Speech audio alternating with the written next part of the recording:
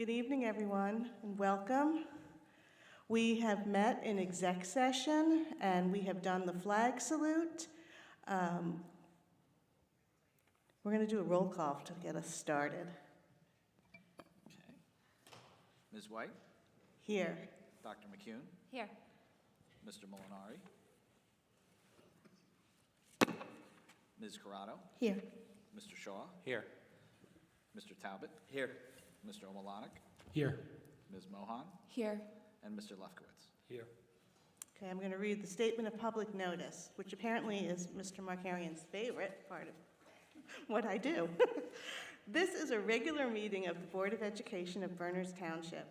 Notice of the time and place of this meeting was provided, and copies of that resolution were forwarded to the official newspapers as designated by the Board of Education and to the Township Clerk, and a copy of the notice was posted on the bulletin board of the Board of Education offices.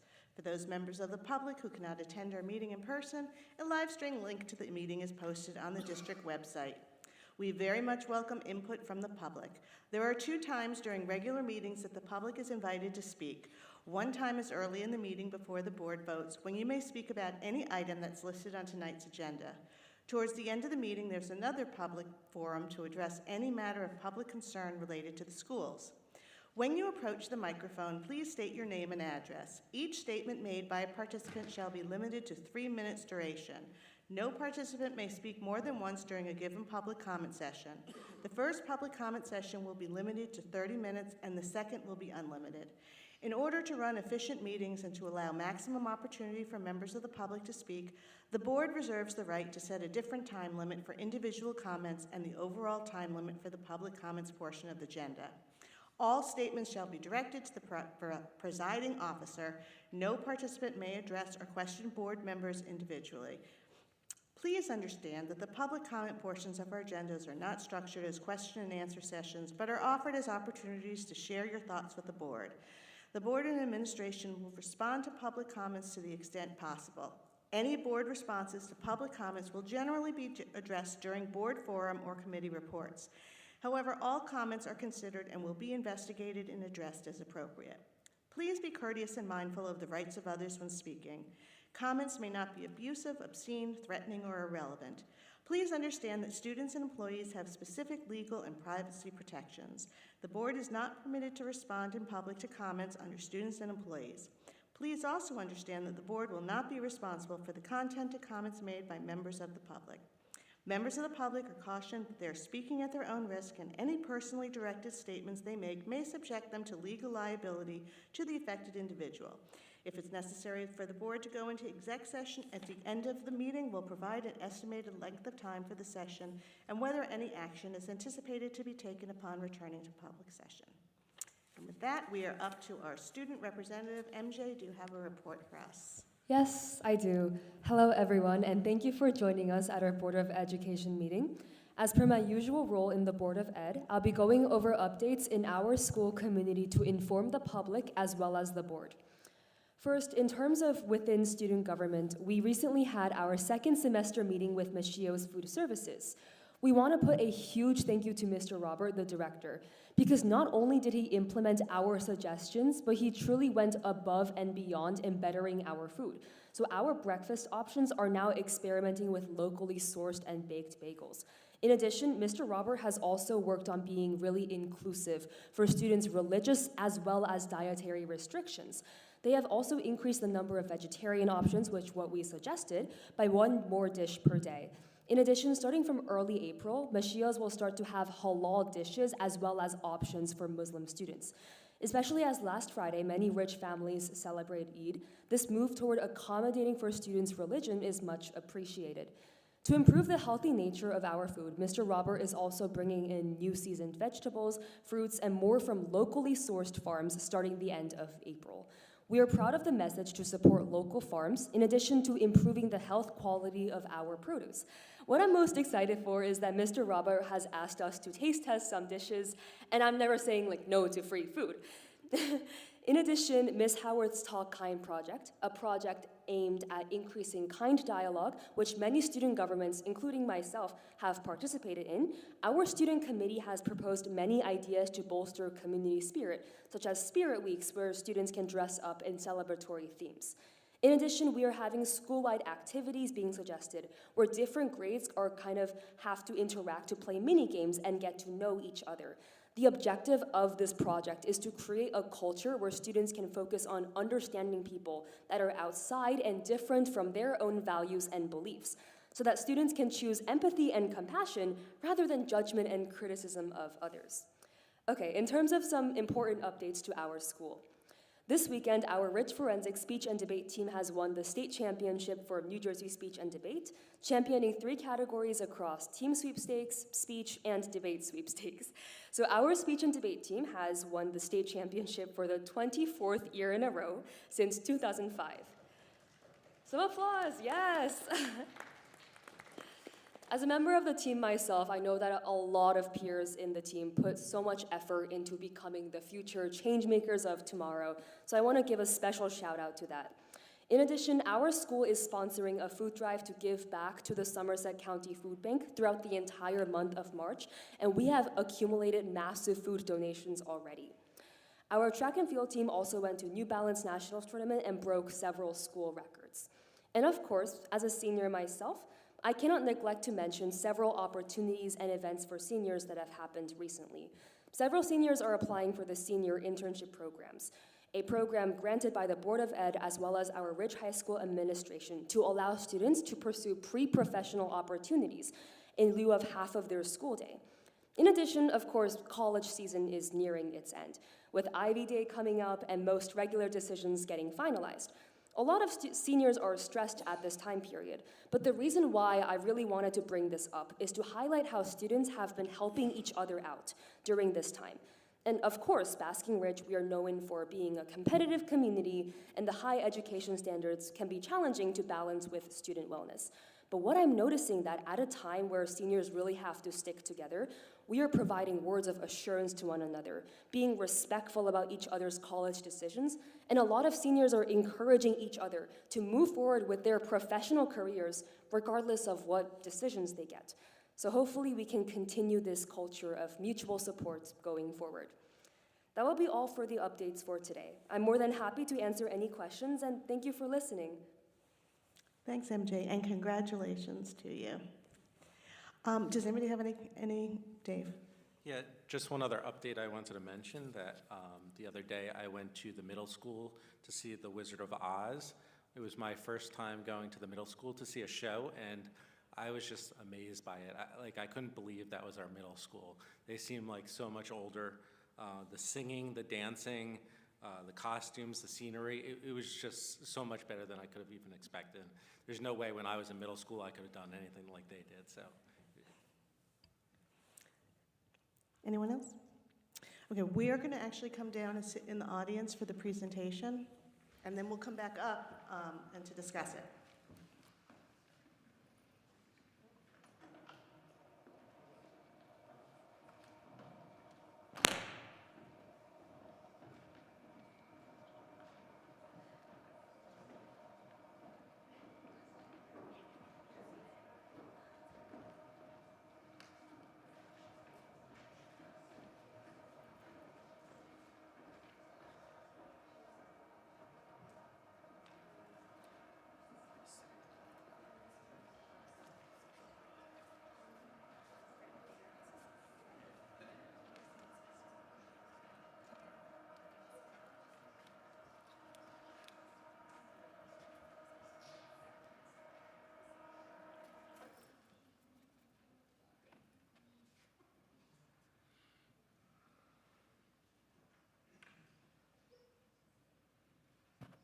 Okay, well, good evening, everyone. Thanks for joining us tonight for our preliminary school budget presentation. My name is Nick Markarian. I'm the superintendent. I'm here with Jim Rollo, our business administrator. So I just wanted to start out by thanking Jim for working with me and the rest of the administrative team to put this budget presentation together and to make all the numbers work. It's been a large collaboration to get to this point. So without further ado, we'll get into it. Jim is actually going to be covering most of the slides in their financial nature.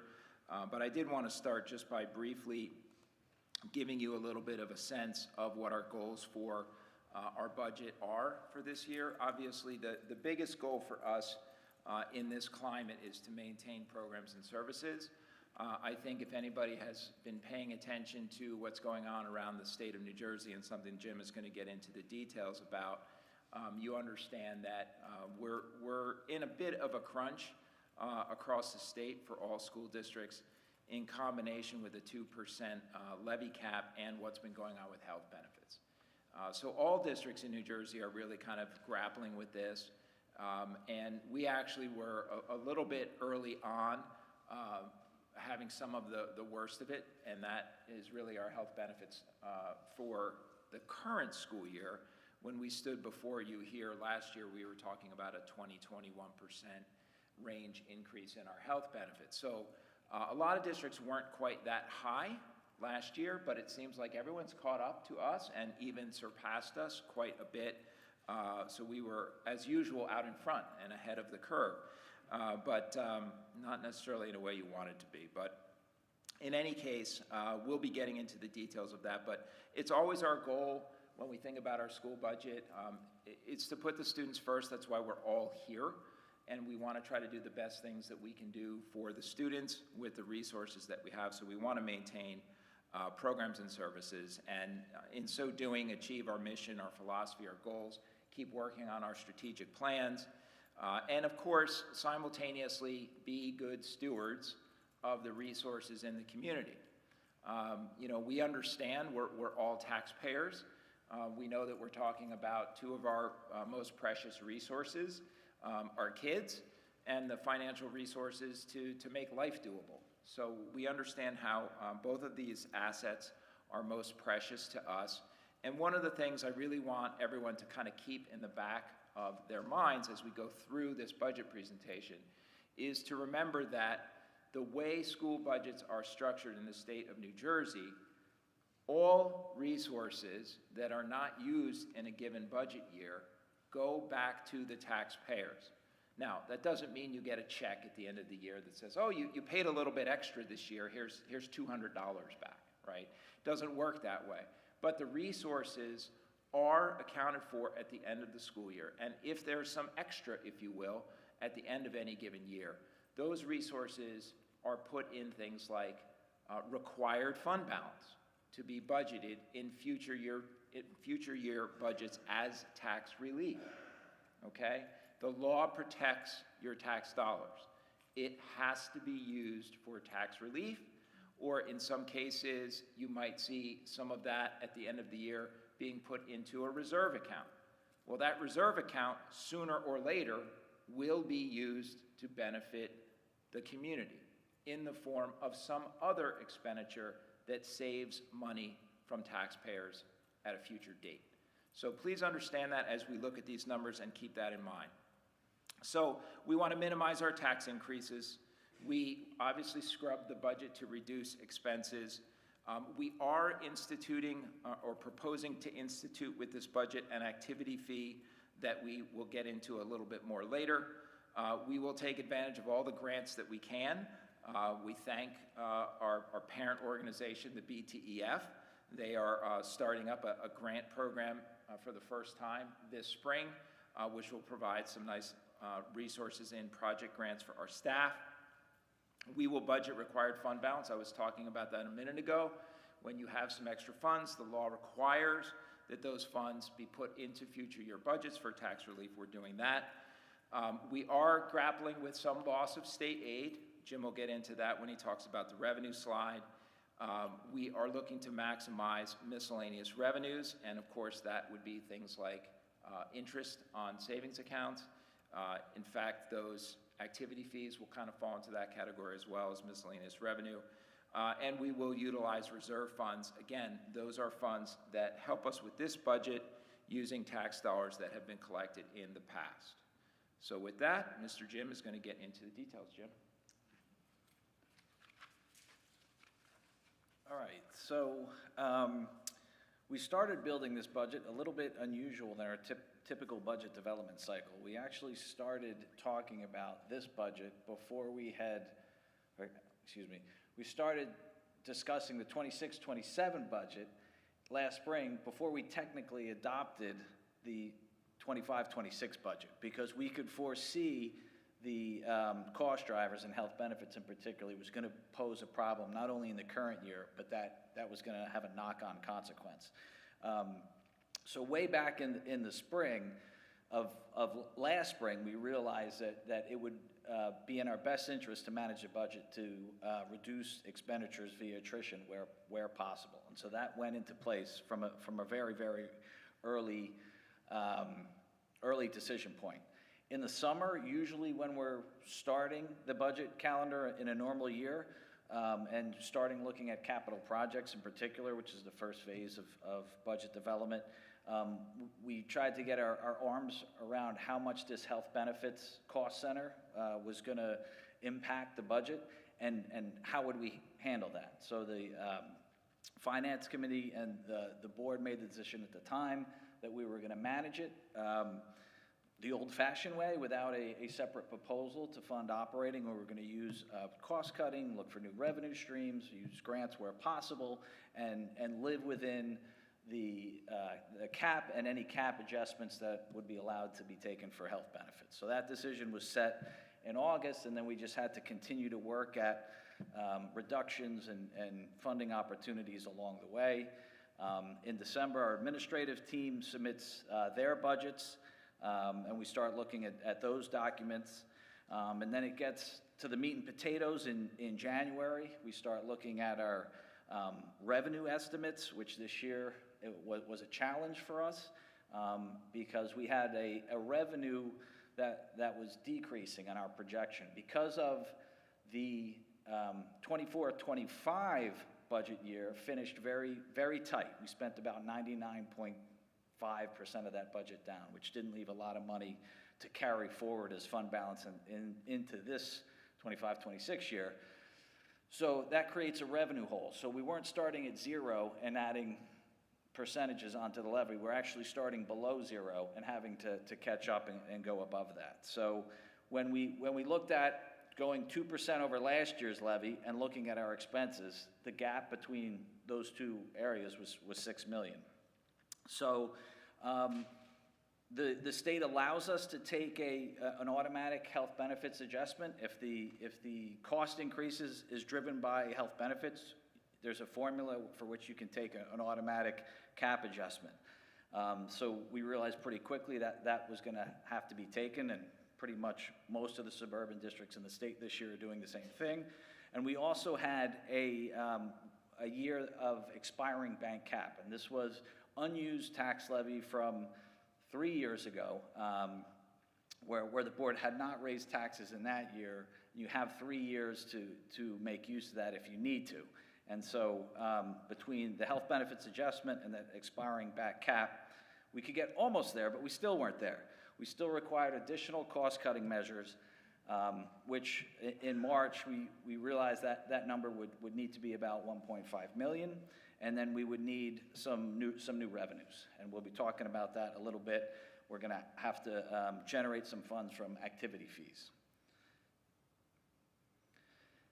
So if you had asked me to put this budget presentation into 2 slides in less than 10 seconds, I would just do this.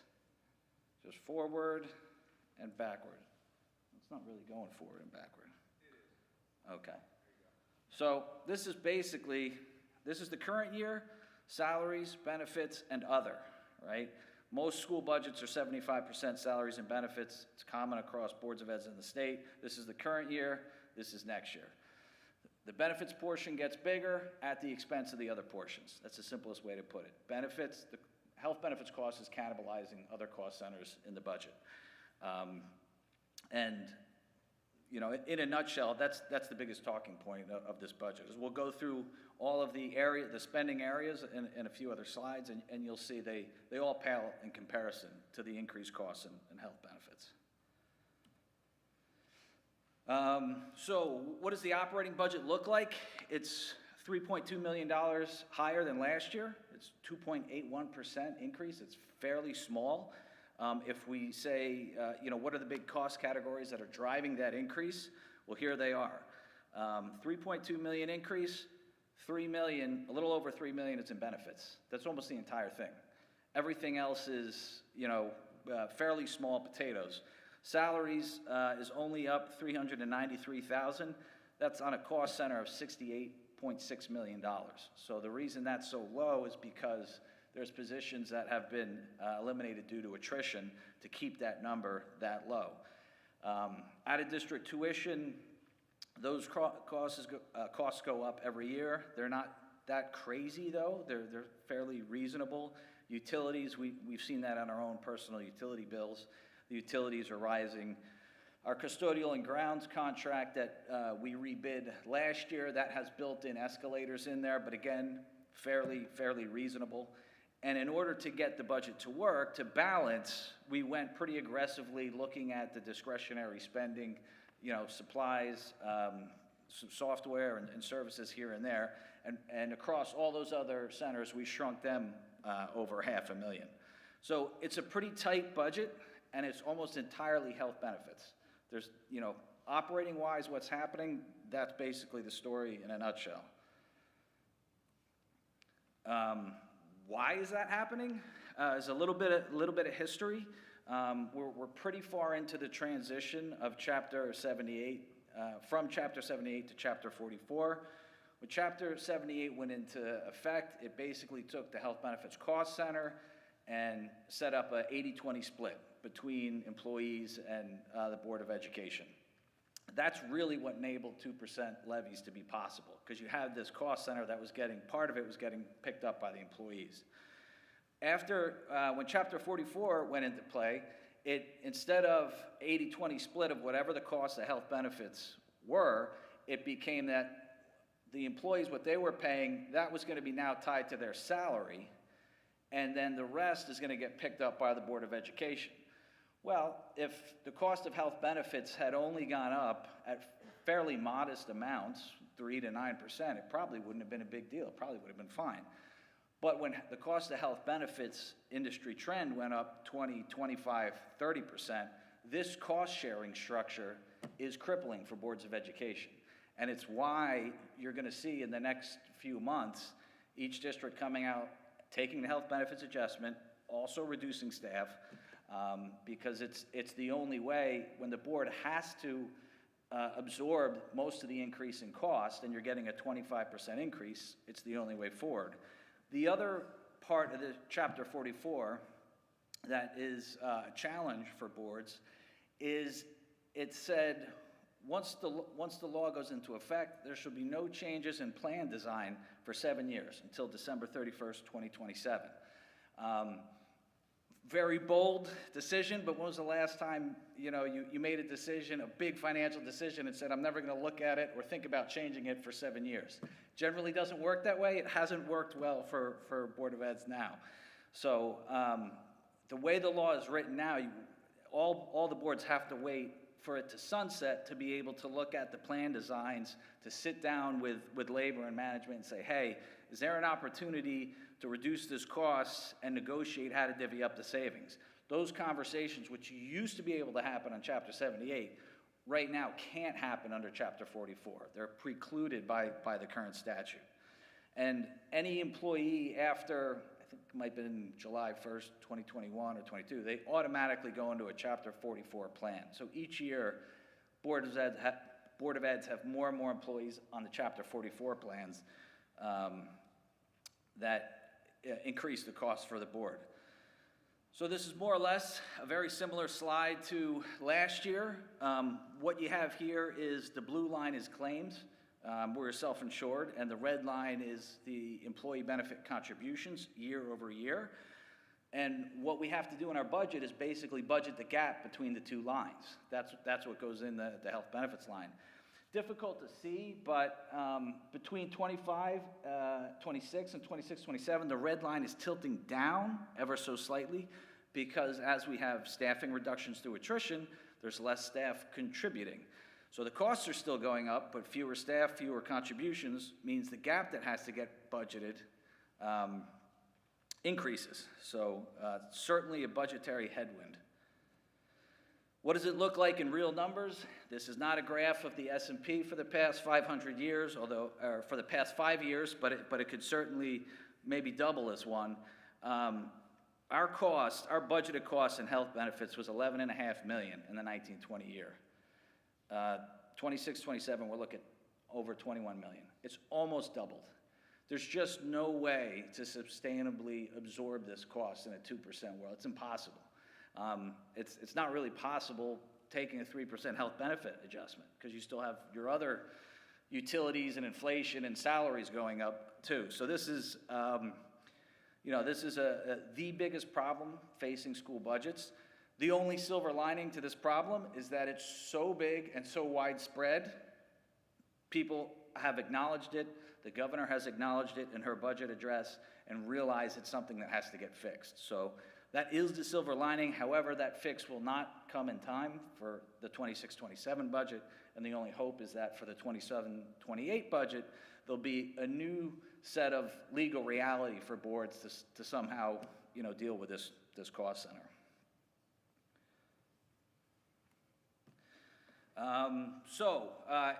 Is it just us? No, it's everywhere. So one of the largest municipal and Board of Ed insurance brokers in the state, one of their reports of 583 districts, which I think is almost all of them, the best health benefits renewal projection was 16%. That's our health benefits projection. We literally have as good as a renewal projection as any district in the state. Most of the joint health insurance funds are seeing renewals in the 20 to 31% range. I've heard from multiple insurance brokers that this industry trend is the worst they've seen in 30 years in the business. So the reality is, unless the district is experiencing some other unusual windfall in revenue, pretty much everyone's taking the health benefits adjustment on top of their 2% levy. There's no other way to do it without reducing programming. So just for comparison, the health benefits adjustment alone is 50% higher than the 2% of the entire budget. So, and that is driven by, obviously, the cost and how high that it's gone up. So it's not just us. It's not very calming, but again, it's a little bit reassuring that because it's everyone, hopefully, a better fix will come in the future. So while we're talking about good news, here's another budgetary headwind. This one isn't as widespread as the Chapter 44, but it's a very significant budgetary challenge, okay? You got two images on the screen there. The top one is the extraordinary aid awards that we receive. We have an incredibly successful special needs program that's very enviable. And a few years ago, we used to get a lot of extraordinary aid for these programs.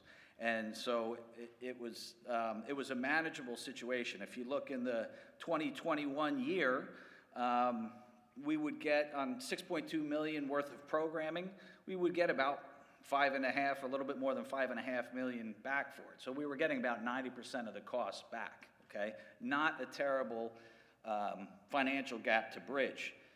Each year they've reduced the amount that the states reduced the amount that they funded us in extraordinary aid. And last year, that unfunded amount grew to $4.4 million. This is a very real challenge, and that's too big of a gap. We do not get the extraordinary aid award when you hear about the state aid figures being released. That is the preschool aid and the formula aid, basically. The extraordinary aid award comes out in July, so we really won't know what those figures are. The white box below on this slide here, this is taken from the governor's budget in brief address, and it breaks down the three categories of state aid. And I don't know if you can see it, but there's formula aid, which is the one that makes all the papers. That's the one that went up 3.3%. Preschool expansion aid also went up a little bit statewide. And there's the extraordinary special education aid.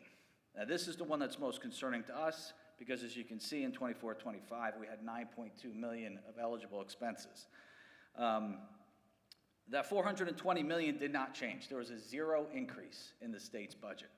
So what that means for us is, we all know all our costs are going up. All the districts that submit extraordinary aid applications, we still have the same kids, we're delivering the same programming, those costs are all gonna increase slightly. But the state's pot of money that it has to dole out is the exact same. So everyone's gonna get a smaller slice of the pie.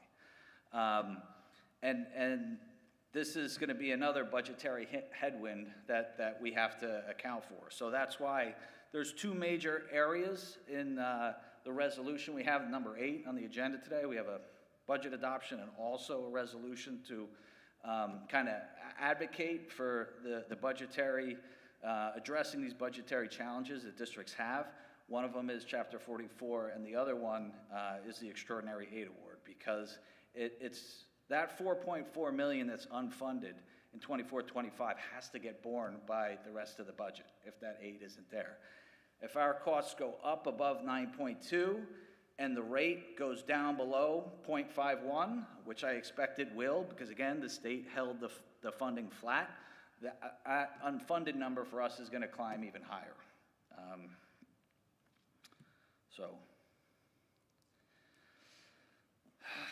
Okay, so just an update on the enrollment. This is from our demographers report that we had done a couple years ago.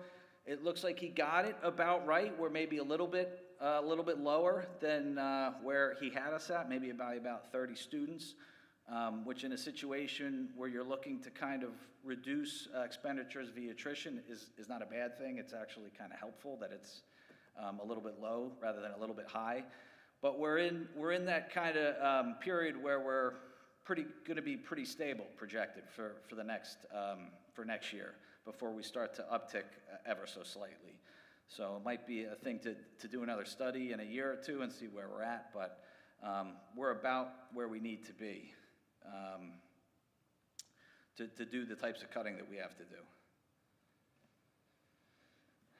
All right, to look at the different components of the budget, these are the categories we typically look at. We've talked about the operating budget before. That's the 3.2 million that went up. Again, that's only a 2.81% increase, very minute. We have some equipment. We'll itemize some of the equipment that's put in the budget. It's a fairly small amount. We have a decrease in capital projects year over year, and that's because this year we took on some big projects, and you can't, school budgets aren't set up to do a lot of big projects every year. You kind of have a little bit of cap reserve and you take on 1 or 2, and then you kind of have to wait. So last year we're the Ridge Varsity Field Complex, resurfacing the track and the Cedar Hill roof, and that's kind of a full plate. So we have a small direct install project in the budget for next year, but it's not nearly the scale of what we put in the budget in fiscal year 26, but those projects are still going to be ongoing because they get started this year. Capital reserve increase, this is significant.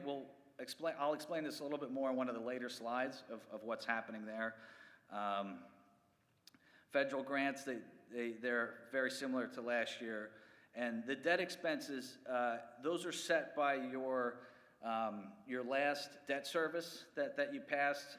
You go out for bonds, you sell them, you get a 20-year amortization schedule, basically, and you have each year, it's kind of preordained what that's going to be. So last year was 6.3, this year it's 6.21. The next 5 years are already set. It's just a matter of you move to that year on the schedule, and you have to budget for whatever is due that year. So year to year, that number is a little bit lower. So the total budget is $1.3 million higher than last year, all those different operating expense categories. So what's in there for equipment and direct install? Again, it's not huge in terms of projects. We have the one Oak Street direct install project where we hope to get a significant incentives to pay for that. We have some classroom projectors, a replacement bus, some switching upgrades, some replacement grounds equipment, some security camera enhancements, and a replacement maintenance van. It's in the facilities budget. These are projects that aren't underway. They're starting this year. They'll run kind of concurrently with the 26-27 budget stuff, but they're current year projects technically. So it'll be a busy summer. Cedar Hill Roof, Ridge Varsity Field Complex, which is underway. If you've been down there, you've seen that. The Ridge track resurfacing, which will be starting in June. Cedar Hill direct install, and Mount Prospect direct install, which should be starting this spring as well. Okay, so the last few slides were on the expenditure side. Expenditures always have to balance with revenues. So this is a look at how the revenue breakdown compares year over year. So you have, we have a levy increase. That's where the bulk of our funding comes from, is the local tax levy. That's going up $6 million. We have some tuition-in students. Because our special ed programs are so well respected throughout the state, we often get other public school districts who prefer to send some of their most challenging special needs students to us if we have the capacity to accommodate them, and we do get money for that, a significant amount there, and that's up a little bit year over year. Transportation fees, this is our subscription busing. Miscellaneous fees and revenues. This is going to be a blend of interest and activity fees for the high school and the middle school, and we'll talk more about that in a bit. This is another area where there's a budgetary challenge. We historically, or in the current year, we had budgeted about $1.2 million in interest. As we spend some of those reserves down, those bank balances generate interest, right? So as we spend them down doing projects, there's less money to generate that interest. Also, interest rates are on a downward trend. So you have a double downward pressure on those balances, which is it's a revenue pressure as opposed to an expenditure side pressure on the budget. State aid is 3%. That we anticipated, so that's really not a surprise. And federal funds is fairly nominal.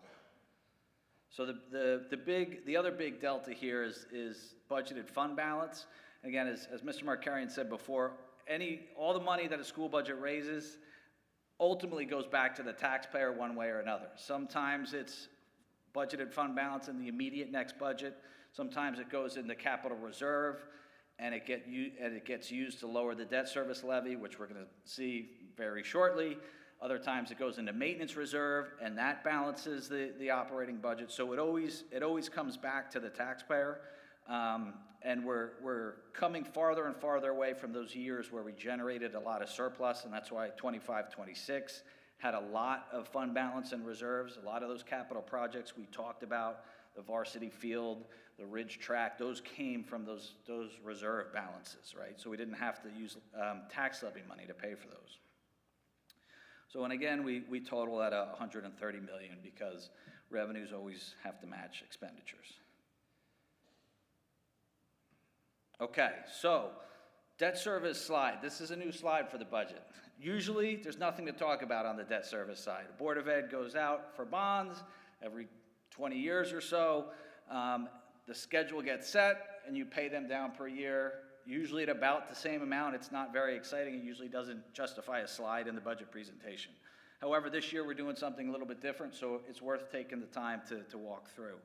What you have in this graph is the blue bars. They represent the annual debt service payment that's required each year to the bonds that we sold in 2006 or 7. They're about the same usually. They're between 5.2 million and 6.2 million. They fluctuate a little bit, but they're preset, and we know what they are all the way till 2031. Typically, what the board has done is the yellow line is the debt service portion of your levy. When you raise tax levy, there's two categories. There's the operating levy and the debt service levy. And what the board has done historically here is used capital reserve to smooth out the amount of money needed to pay down the debt service levy, to keep it about the same. Otherwise, as you see the blue bars, as you see the difference in heights from year to year, it would, essentially inflate the levy because your debt service, this year was a little bit higher than last year. So what the board has traditionally done, you see where that green line spikes up, those are contributions from capital reserve to make the effective debt service levy the smooth number that's the same each year. This is what it looks like in the actual numbers. The first column is the debt service payment due. You can see it fluctuates between 5.3 and 6.3 million. The second column is what the district gets from the state for debt service aid. Depending on the project, you can get as much as 34% of the cost of debt service reimbursed from the state, so that's where that number is there. The highlighted blue column, this is the debt service levy number that is going to get blended with your operating levy, and the two of those together is going to be what the residents get on their tax bill. They never really see them broken out. Sorry, Mr. Shaw, I know I'm right in the middle, I can see you moving. But, so the reason we haven't talked much about the debt service levy is because you can see it's been pretty much unchanged for the past 5 years. So since it's not changing, there's really not a lot to talk about.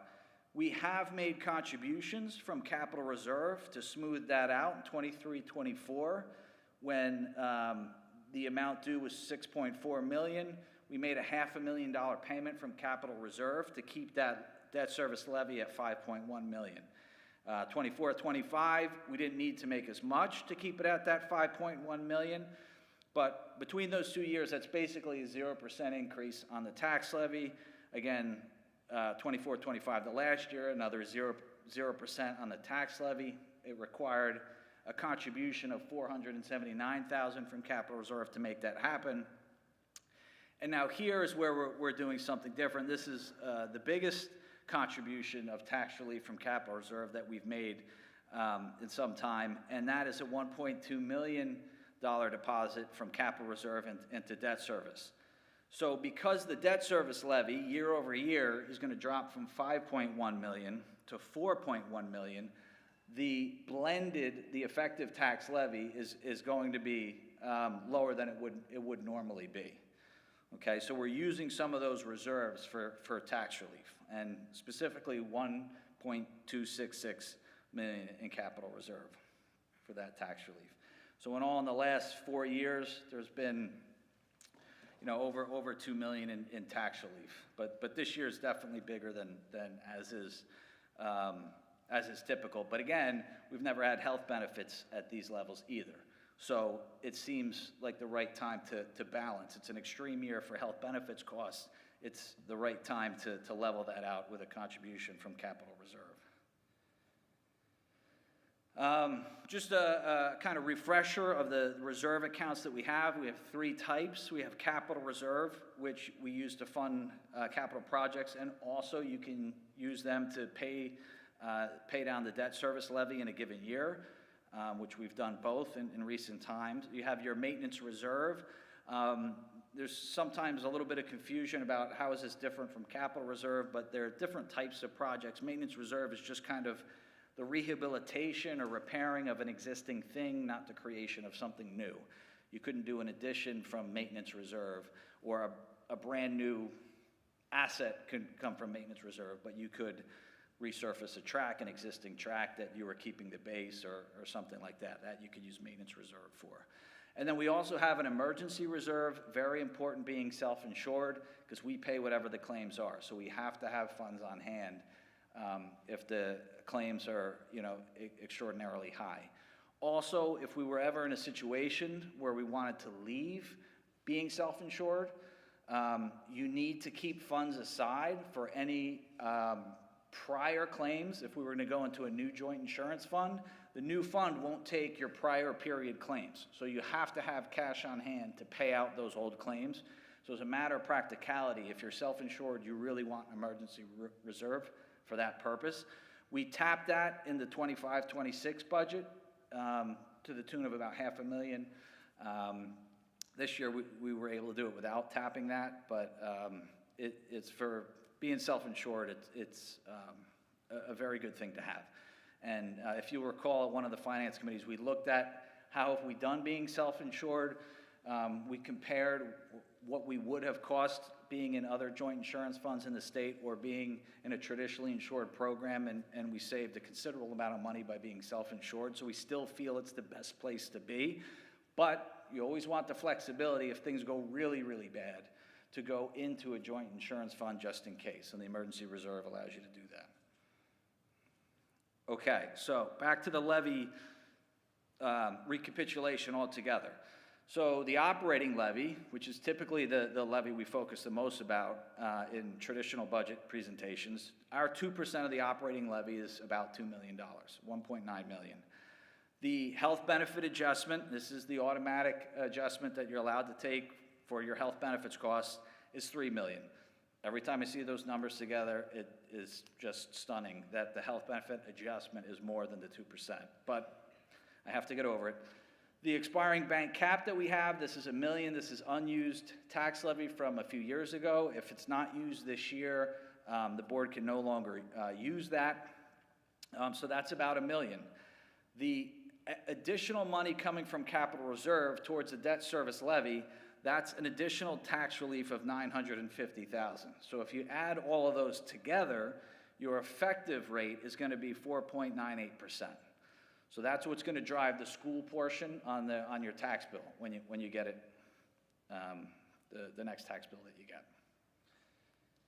So what does that mean in real dollars? So what it means in real dollars for the average residential parcel, based on our preliminary assessment values, we're expecting about $489 on the average house. Property values went up year over year, which is always a good thing. The tax rate went down technically a little bit compared to calendar year 25 and 26. But at the end of the day, the average price increase is about $489. And this would be much higher if we didn't do that withdrawal from capital reserve. But that helps lower the tax increase in the average house. All right.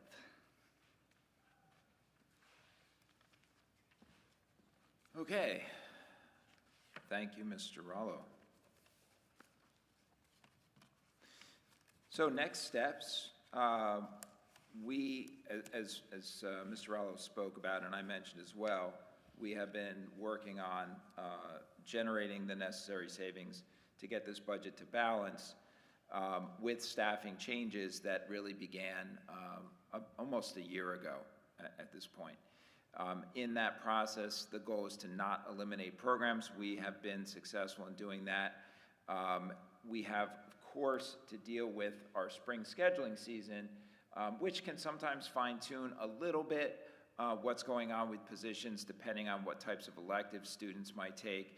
We also have to finalize students' IEPs, which is generally can drive legal requirements for certain staffing depending on where students end up in which classes. Some of the class sizes for students with special needs are regulated by law, so we have to be sensitive to that. Our general education class sizes do have guidelines at the elementary level. K-1-2, we try to keep class sizes not higher than 22. At grades 3, 4, 5, we try to keep them not higher than 25 students. So our goal as we finalize things throughout this spring is to make sure we are consistent with all of that.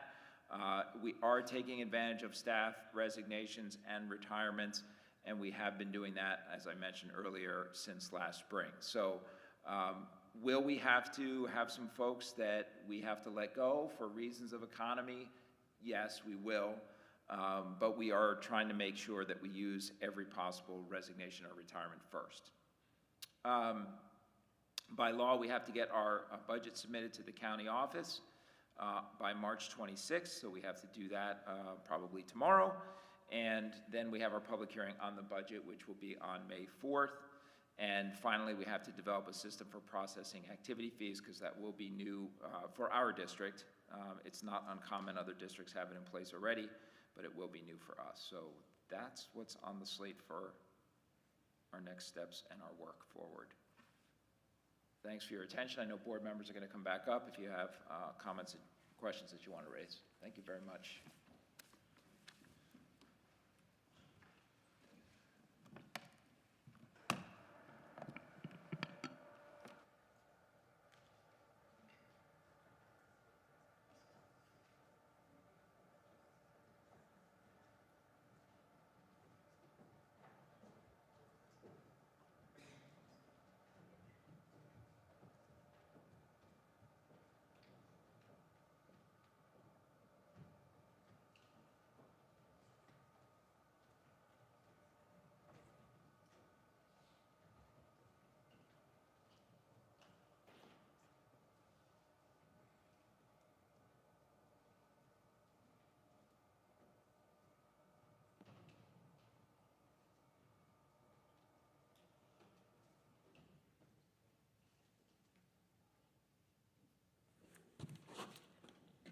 I'm going to open it up. Does anybody have questions for Mr. Markarian or for Mr. Rolo? Dave? So I didn't have a question, but I just wanted to kind of summarize that. That was a lot to take in for everyone, so I just want to summarize it from a board perspective for everyone. So just hear me out for a couple minutes. So after speaking to Nick and Jim, they've said that this is one of the most difficult budgets we've had to work through in all their years in the district. And I want to be transparent about that. I also want to be honest that this is the second very difficult budget year in a row, and that weighs heavily on all of us. I said publicly during last year's budget process that this year was going to be challenging, again, and all year long I've been raising concerns about rising health costs, a lower fund balance, and reductions in state extraordinary aid. We were planning for this all year, and while the outcome is tough, we are satisfied as we can be given the circumstances. Before I get into the details, I want to acknowledge Nick and Jim for some creative and smart financial thinking. By fully utilizing our bank cap and strategically applying capital reserve, they were able to keep the total tax levy increase to 4.98%. And that approach saved the district over $1 million in additional cuts that we would have had to otherwise had to make. Our superintendent and BA already walked you through exactly how that works, but I want to make sure the community knew that that kind of thoughtful financial management is happening on behalf of your tax dollars. The bottom line for our taxpayers is that the total tax levy increase is below 5%, and that was our goal as a board, to keep the impact to taxpayers as low as possible while protecting our students' education. And when you look across New Jersey right now, most districts are coming in at similar, or in many cases, higher numbers. This is not a Berners Township problem. This is a statewide problem driven by forces that are largely outside the control of any local board. I want to be direct about this. If we had received our fair share of extraordinary aid from the state and healthcare costs had been anywhere close to normal, we would have been able to keep this tax increase at 2% and avoided the painful cuts we're discussing tonight. I think it's important for our community to understand how we got here. In New Jersey, school districts are capped at the 2% tax increase, but there are exceptions that allow you to go higher. Health benefits being the biggest one, along with what is called the bank cap, which is unused levy capacity from prior years that you have to use within 3 years or lose it entirely. The single biggest driver of our budget challenges is health insurance. We're looking at an estimated 16% increase next year, and I want to put that in context. 16% is actually one of the lowest, like Jim said, one of the lowest in the state, and that is not by accident. We have worked extremely hard to manage our health costs, and the trend over the last few months has actually been moving in a positive direction. But when costs jump that dramatically and state extraordinary aid is reduced at the same time, there's only so much any district can do.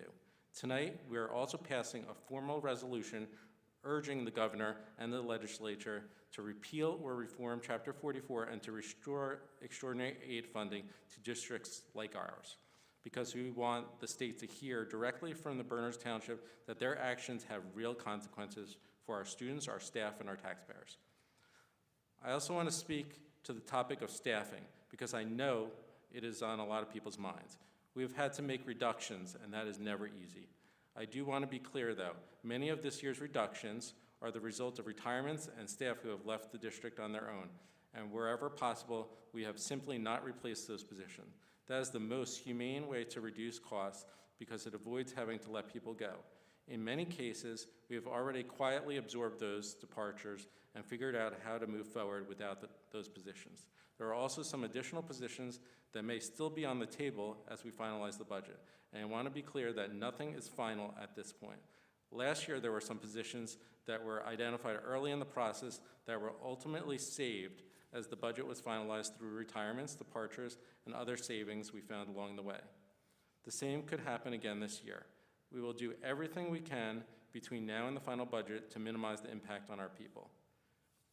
And to our staff, I want you to hear directly from me that behind every position reduction is a person, and in many cases, someone who has given years to our kids and our community. We do not take that lightly, and we are committed to handling every transition with respect and dignity. Now I want to tell you why I am cautiously optimistic about where we are headed. I believe we have right-sized the district, and that puts us in a better place going forward. On health costs, the recent trend is more encouraging than it has been in years, and Governor Sherrill has publicly acknowledged the burden that healthcare costs are placing on school districts across the state. Chapter 44, which has significantly impacted how healthcare costs flow through school budgets, is approaching its end. We don't know exactly what comes next, but something has to change. Districts across New Jersey simply cannot sustain these kinds of increases year after year. I also believe our fund balance has stabilized, and we are optimistic that we will be able to begin rebuilding our funds going forward. The last 2 years have been generally hard, and I won't sugarcoat that. But based on where things are trending, I believe next year will be a better story. This budget reflects the reality of a very difficult moment, but it also reflects a board and an administration that fought hard to protect our students, respect our taxpayers, and preserve everything that makes Berners Township one of the finest school districts in New Jersey. Thank you to Nick, Jim, and the entire team for the enormous amount of work that went into getting us here. Thanks, Dave. Anyone else? MJ has a question. I'm just asking this question from a curious student. So I heard that, like Mr. Rollo said, that the Board of Education savings are like in a bank where it accumulates interest. Just out of curiosity, especially because in our economics class we recently learned about this. Are these savings in like a reliable like demand deposit systems, or does the board ever invest in like money mutual funds in the market that may accumulate higher interest? I was just wondering. It's a great question, and every new business administrator asks that same question, actually. What can we do? Unfortunately, it's not a very exciting answer. There's very conservative and limited investments that the board is allowed to make with their reserve accounts, and it's basically treasuries and certificates of deposit account, and that's done for a very good reason. No Board of Ed could afford to take big investment losses and end up in a situation where they couldn't balance their budget or would have mass layoffs because the market tanked and investments had bad returns. So it's done to be very conservative so that the money is always there, but the growth is not what you'll see in the market either. Anyone else have any questions? I just want to be clear, the part of why we don't have questions is because we've been talking about this for so long, and we just had finance this past week and personnel this past week, so we have had an opportunity to get our questions asked in advance of this meeting. Everybody good? Moving on then? Okay. That actually brings it to Board President's meeting comments, and I just want to give an update. As I've said at each meeting, I would give an update on where we are with the search for superintendent.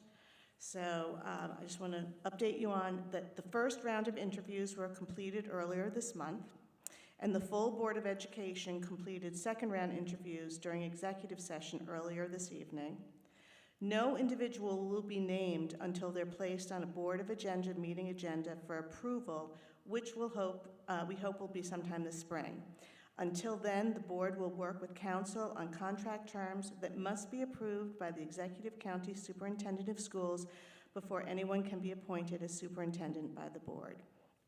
And the other thing I just wanted to share is, and Dave mentioned a little bit when talking about the resolution, in regards to health benefits and extraordinary aid, is we will talk about this at our next Super PAC meeting on Monday, so we'll have a chance to talk with all the PTO presidents about ways that they can help as well once we've had this resolution passed.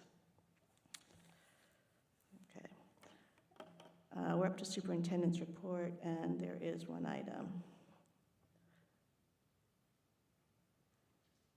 Do you want to say anything? You want me to take the motion? No? Okay, can I get a motion? Dave and Robin, and a roll call. Ms. White? Yes. Dr. McCune? Yes. Ms. Corrado? Yes. Mr. Shaw, Yes. Mr. Talbot, Yes. Mr. Omalanek, Yes. Ms. Mohan, Yes. and Mr. Lefkowitz. Yes. Okay, we're up to public comment on agenda items. If you come forward, please state your name and your address.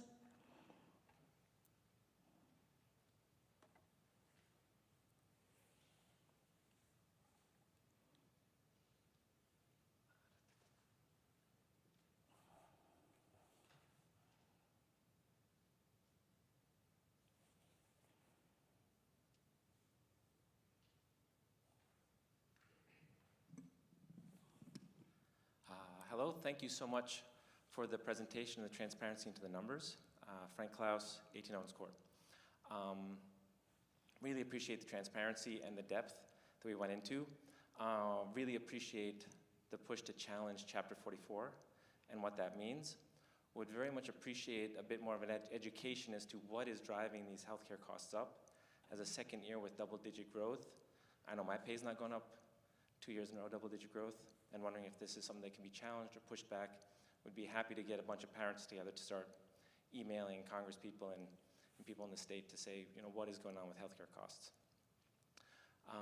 Would also appreciate some other transparency around the comments that there is staff that's going to be cut. Curious, but how much? And is it teachers? Is it administration? What is being considered there? And there were many references to activity costs, but I didn't actually hear what are activity costs and who might be paying those. So if you could mention that, I would appreciate that as well. On a second point, really appreciate the transparency on the budget.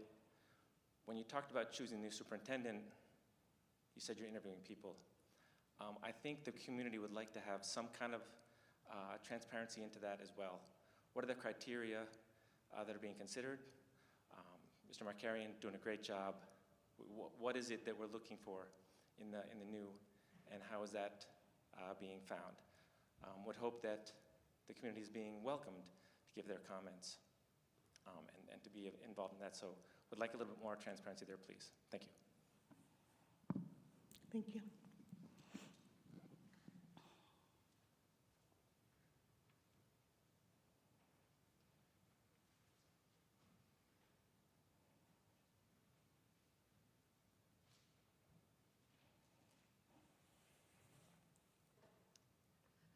Annika Forzani, Don Drive. I also just wanted to thank Mr. Markarian, Mr. Rollo, and also David Shaw for really kind of putting it all together and explaining it to us. It was a lot to absorb, but clearly a tremendous amount of thought went into that, and I very much appreciate it. I think, and maybe, Ms. White, this is what you were referencing, but I think there's a lot of parents out there that would be more than willing to contact the state, contact representatives, but it would be really helpful to us if we could have like talking points, because a lot of people aren't in this room, and even those who are in the room, like myself, probably couldn't state it as well as it could be stated if we could have like a document with talking points. And I think, as I think you were referencing, but bringing that out to the PTOs where a lot of people could have that information, I think you'd have a lot of willingness in this town so that, you know, future years maybe won't be as tough or we won't have to make as many cuts. Thank you. Thank you.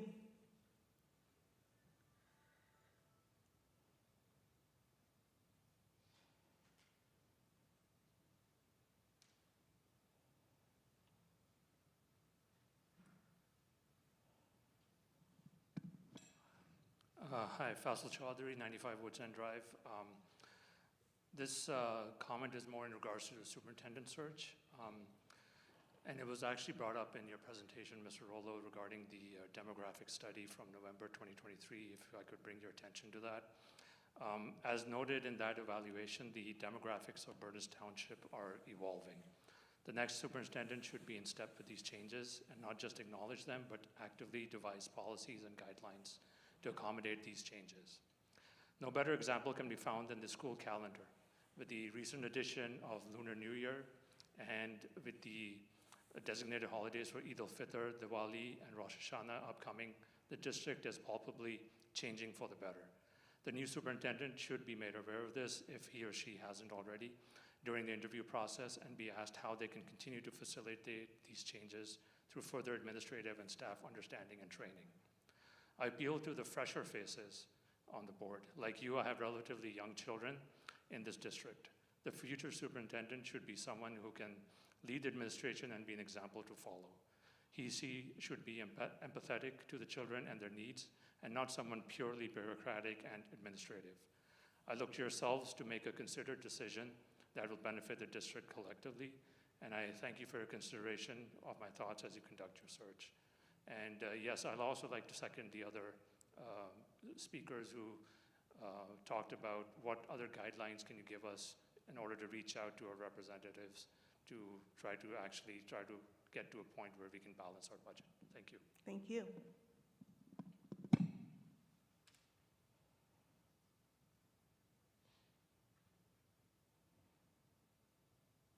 Is there anyone else for public comment?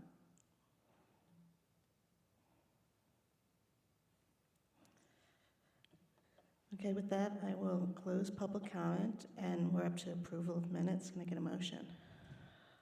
Mike? Oh, sorry. Do you want to comment on anything?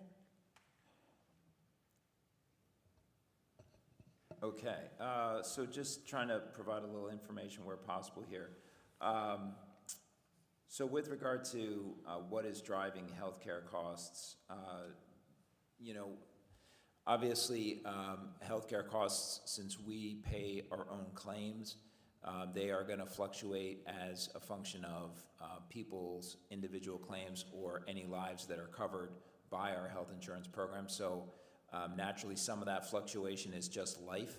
In some years where costs are going to be higher because there's a lot more claims for various personal medical needs. In other cases, you have industry trends going on in terms of formularies and what kinds of things are being covered and what are the rates that those things are being covered at. And I think probably the biggest one that we've seen in the last couple of years has been GLP-1s and the way that they're covered and how those medications contribute to the cost of our healthcare plan. I'd say that's probably the biggest driver right now. As far as the superintendent search, this is thoughts that the public might want to share with regard to things that they're looking for. I think this came up a couple meetings ago, and Ms. White invited people to share with the board anything that they had value or thought were high value items, as we just heard tonight with regard to things like the calendar, and to email the board or come to the microphone and share with the board what it is that they valued.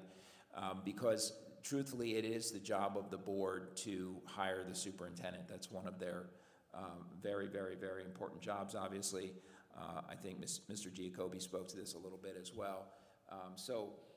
Getting input from folks, if they have ideas about what they want to see in a superintendent, is good to share directly with the Board of Education, as we just heard tonight. In terms of what was the board already looking for in a superintendent, so we can share certain things. For example, there was a public posting that talked about what the requirements for the position would be and what types of characteristics the Board of Education was looking for in its superintendent, what kinds of job responsibilities the superintendent would be expected to do. The entire process of hiring a superintendent is a very confidential one, but certainly the board expects and appreciates input and comment from the public about what they're looking for, and I think Ms. White spoke to that, and she has been committed to giving updates on the status of where we are, where the board is in the process. If you're interested and you want to email me, I'd be happy to share you a copy of the posting, and that is a public document that kind of highlights some of the different expectations that the board had about the type of superintendent that they were looking for. With regard to activity fees, so what we're talking about are fees for things like sports and clubs, being made by parents for their students that are participating in those various sports and clubs.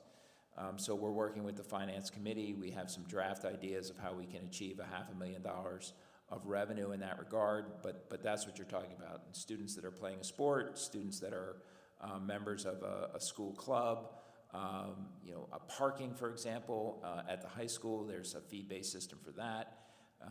So those are the kinds of things that we're talking about in terms of fees. ideas ranging anywhere from $50 to $200, depending on what the activity is or what the sport is. Per sport, per activity, those things need to get finalized, but that's the kind of numbers that we're talking about there.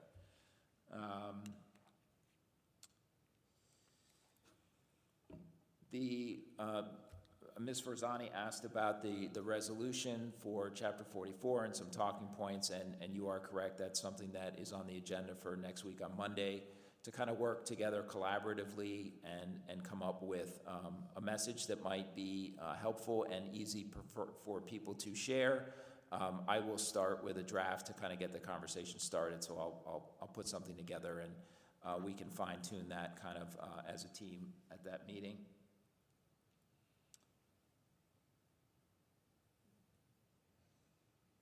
And I think that's about it. Thanks. Thanks. Okay, now we're up to approval of minutes, and I think Mike had raised his hand.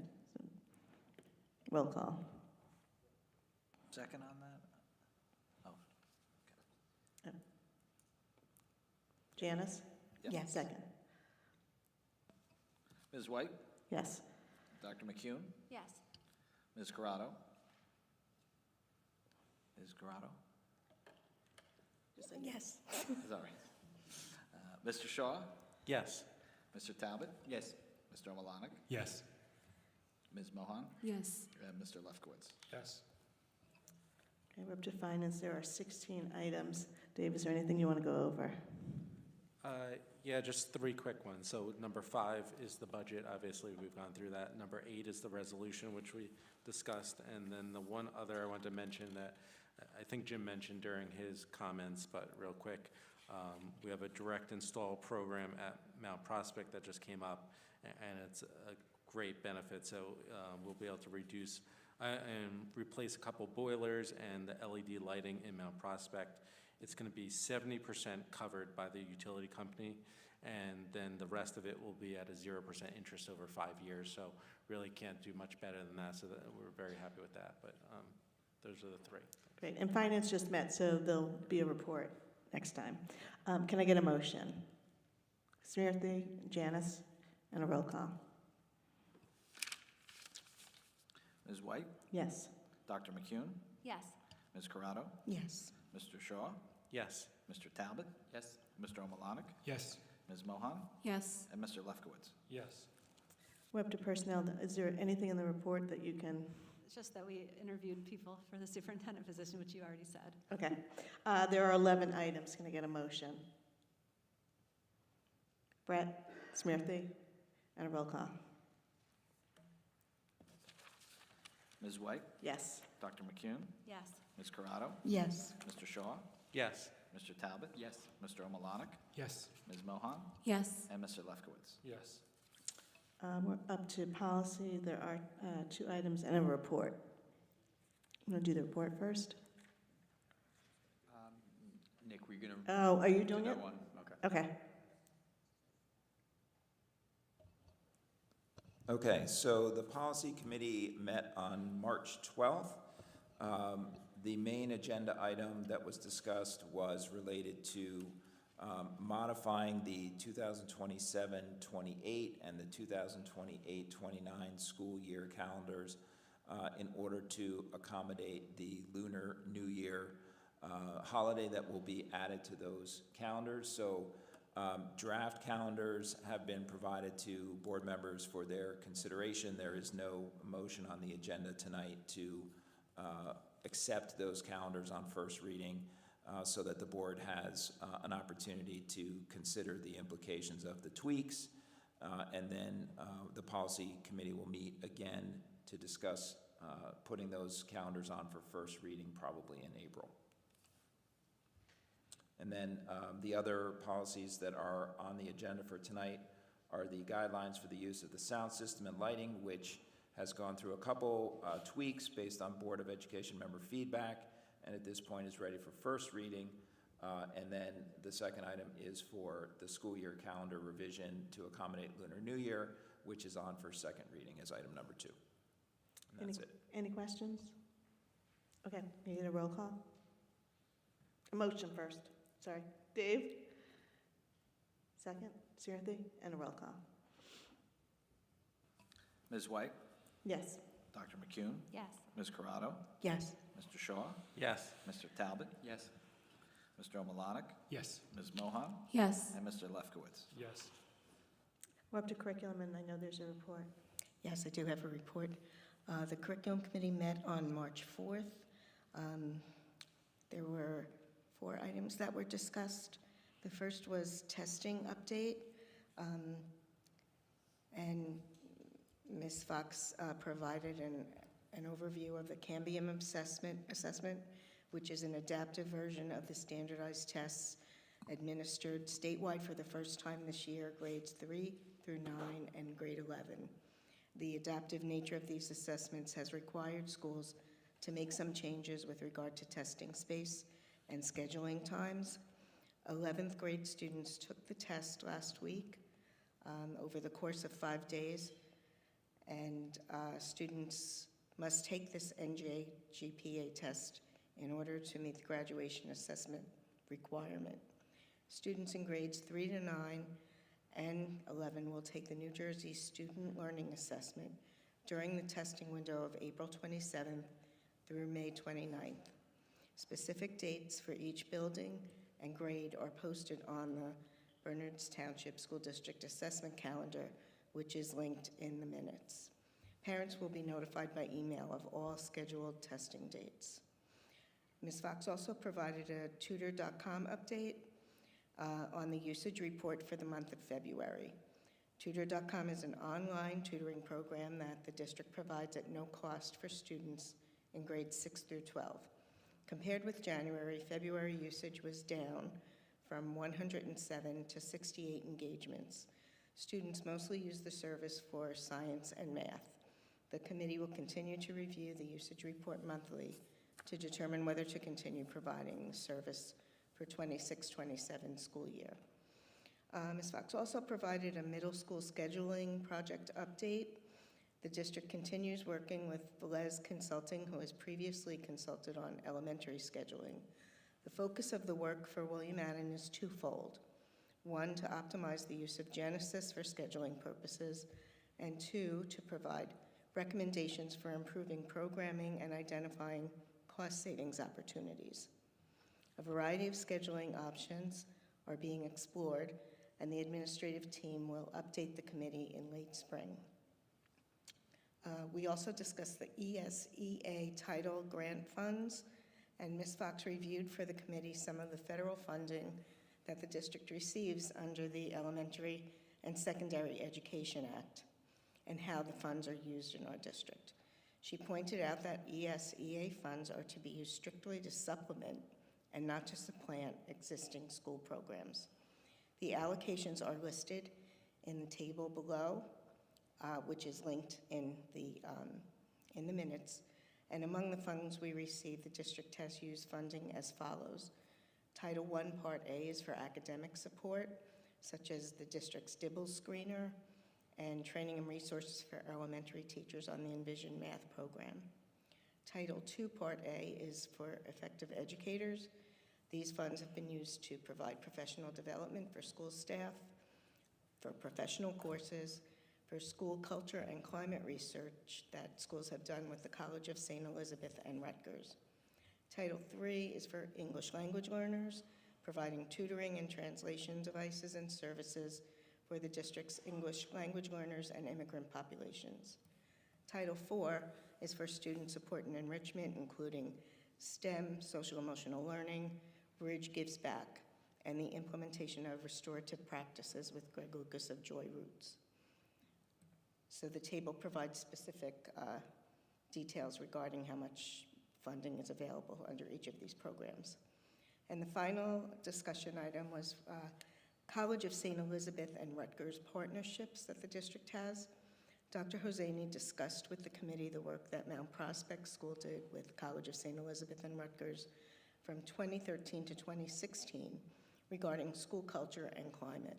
William Allen School also did similar work in 2016 to 2019.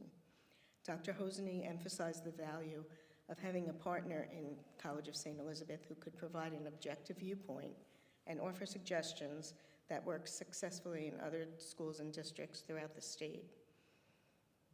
Ms. Euler and Ms. Dusebout of Cedar Hill School would like to engage with College of St. Elizabeth to address culture and climate concerns, such as code of conduct and discipline issues, as well as to research ways to help students with self-management and emotional regulation skills.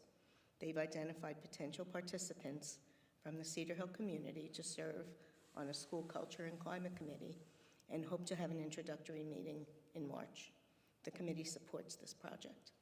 And the next curriculum committee meeting is scheduled for Wednesday, April 1st. Thanks. Any questions for Janice?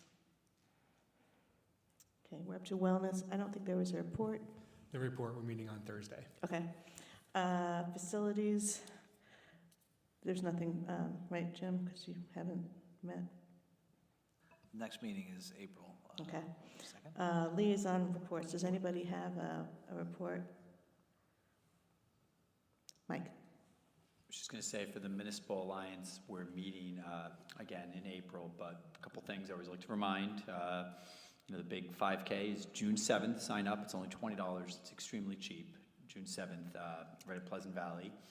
And Wednesday, April 8th, at the Berners Township Library it's called The Race to Be Human, offers an honest look at how race and identity shape our experiences. This documentary features voices from students, families, educators, and experts who illuminate both challenges and pathways to understanding. So it looks really good. It's Wednesday, April 8th, 6 to 8. And also Friday, April 24th, 9 a.m. to 12:30 at the Bridgewater Manor. It is about de-escalating conflict. It's an April forum on child abuse prevention.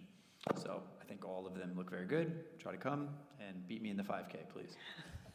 Thanks, Mike. That brings us to public comment on non-agenda items. Please feel free to come down, state your name and your address.